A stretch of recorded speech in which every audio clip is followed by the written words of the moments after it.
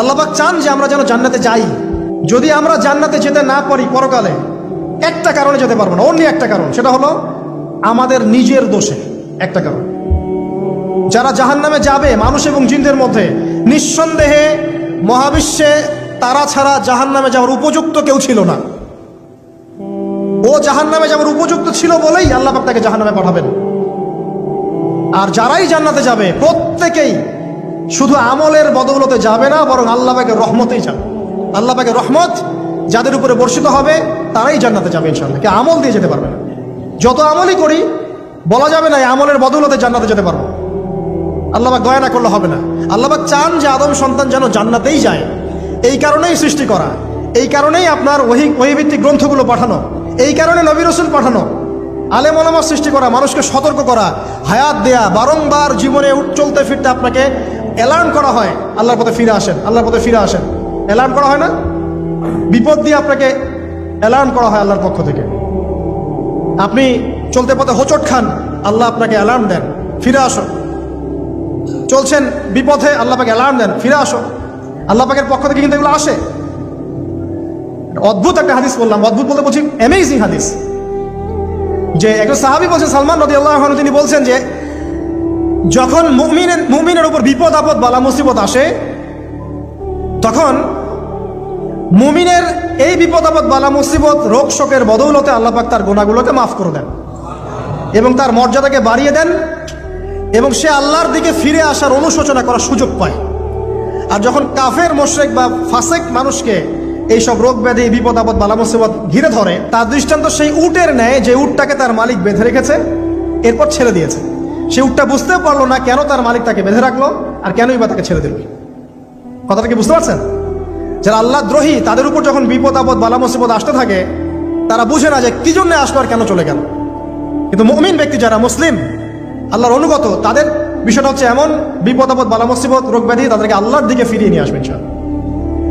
দেখুন, এই যে পৃথিবীতে নামিয়ে দেয়া, এরপর আল্লাহর পক্ষ থেকে ঐশী গ্রন্থগুলো পাঠানো, নবী রাসূল পাঠানো, আলেম ওলামা পাঠানো, আপনাকে হায়াত দেয়া, আপনাকে রিজিক দেয়া, এই শ্বাস নেওয়ার ক্ষমতা দেয়া, আপনাকে জ্ঞান বুদ্ধি দেয়া, বিবেক দেয়া, যে আমি তার পাশে লাউ গাছ উৎপন্ন করলাম।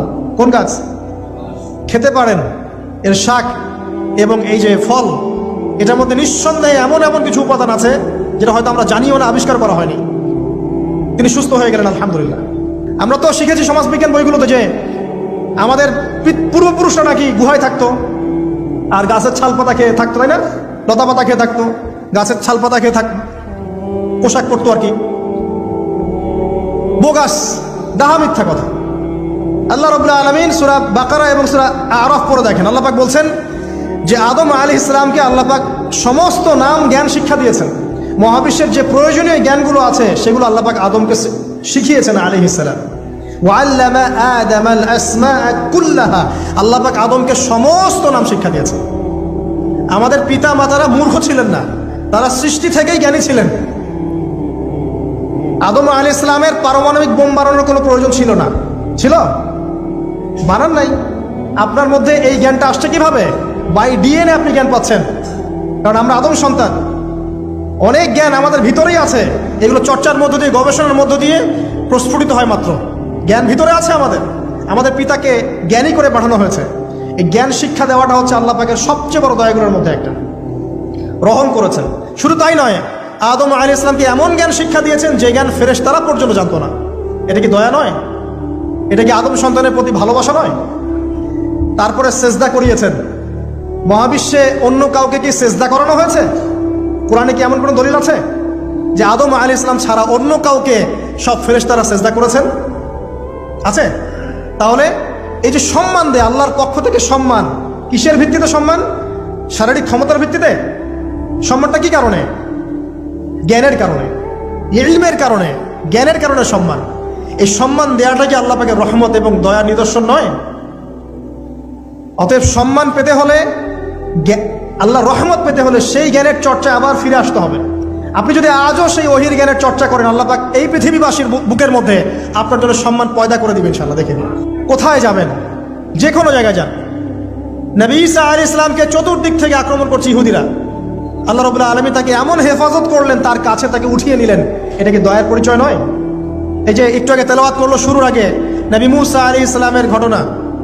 বনু ইসরাইল একটার পর একটা অবাধ্যতা করেই গেছে, আল্লাহ পাক তারপরেও তাদের কাছে নবী পাঠিয়েছেন, নবী মূসাকে পাঠিয়েছেন। ফেরাউনের মতো জালেম শাসকের হাত থেকে বনু ইসরাইলকে আল্লাহ পাক উদ্ধার করেছেন। এটা কি দয়ার পরিচয় নয়? নবী মূসা আলাইহিস সালাম গাছের নিচে বসে আছেন, খাবার নাই, বাসস্থান নাই, কিচ্ছু নাই, বরং তার গায়ে একটা অপবাদ দেওয়া হয়েছে যে তিনি নাকি একজন মানুষকে খুন করেছেন, অথচ তার ইন্টেনশন সেটা ছিল না। তিনি একটা ঘুষি দিয়েছেন লড়াই থামানোর জন্য, ওই এক ঘুষিতেই সেই ব্যক্তি ডেড। এবার তিনি গাছের নিচে বসে দোয়া করছেন, রব্বি ইন্নী লিমা আনজালতা ইলাইয়া মিন খায়রিন ফাকির। আল্লাহ, আমি নিঃস্ব অসহায় হয়ে এখানে বসে আছি, তুমি আমার উপর তোমার যে রহমত পাঠাবে আমি তার ভিখারি হয়ে বসে আছি। দোয়া করার সাথে সাথেই ওই শুআয়ব আলাইহিস সালামের মেয়ে হেঁটে হেঁটে চলে আসলো। তিনি স্ত্রী পেলেন, তিনি শ্বশুর পেলেন, একজন নবী পরিবার পেলেন, বাসস্থান পেলেন, চাকরি পর্যন্ত পেলেন। 8 বছর তিনি রাখালি করেছেন শুআয়ব আলাইহিস সালামের ফার্মের মধ্যে। দয়া মুহূর্তেই চলে আসবে, শুধু আল্লাহর দিকে অভিমুখী হলেই হয়, এগুলো দয়া। আইয়ুব আলাইহিস সালামের কথা মনে আছে না? দীর্ঘদিন রোগে ভুগছেন, চিকিৎসা হচ্ছে না, ভালো হচ্ছে না, শেফা হচ্ছে না। এখানে যারা আধ্যাত্মিকত্ব নিয়ে পড়াশোনা করেন, লেখালেখি করেন, তারা বলেছেন তাদের কিছু কিতাবের মধ্যে, রোগটা যখন এমন একটা পর্যায়ে চলে আসলো যে তিনি জিহ্বাটা নড়াতে পারছেন না, কারণ তিনি আল্লাহ পাকের জিকির করতে প্রচন্ড ভালোবাসতেন। এক পর্যায়ে রোগটা এমন একটা জায়গায় চলে আসলো যে জিহ্বাটা তিনি নড়াতে কষ্ট হচ্ছে। তখন গিয়ে তিনি বলছেন, রব্বি আন্নী মাসসানি আদ-দুররু ওয়া আনতা আরহামুর রাহিমিন। হে আল্লাহ, আমাকে কষ্ট স্পর্শ করেছে, আর তুমি তো ক্ষমাকারী, রহমকারীদের মধ্যে সর্বশ্রেষ্ঠ রহমকারী। আমি জিকির করতে পর্যন্ত পারছি না, আল্লাহ আমার রোগটা শেফা দিয়ে দাও।